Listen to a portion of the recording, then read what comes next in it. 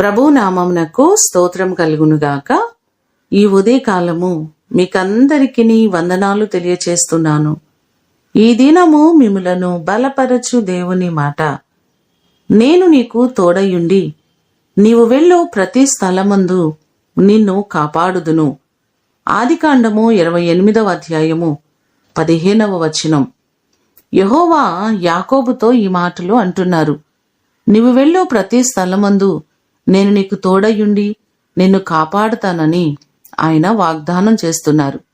2వ సమూయేలు గ్రంథము 8వ అధ్యాయము 6వ వచనములో చూస్తే, దావీదు ఎక్కడికి పోయినను యెహోవా అతనిని కాపాడుచుండెను అనే మాటలు మనకు కనబడుతున్నాయి. తన బిడ్డల పక్షముగా ఉండి వారు వెళ్తున్న ప్రతి స్థలమందును దేవుడు నిరంతరము కాపాడేవారు.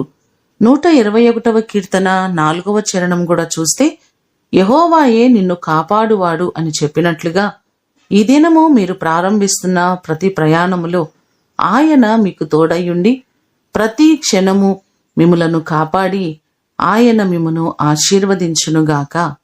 ప్రార్థన చేసుకుందాం.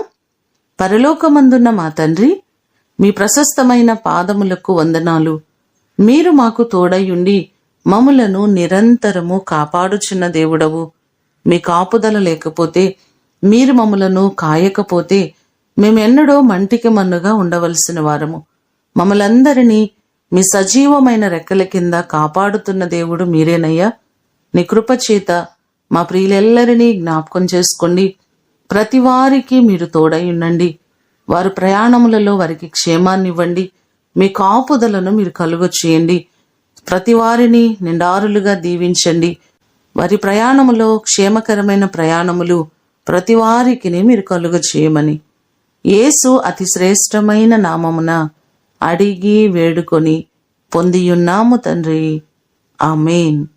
దేవుడు మిమ్ములను దీవించునుగాక.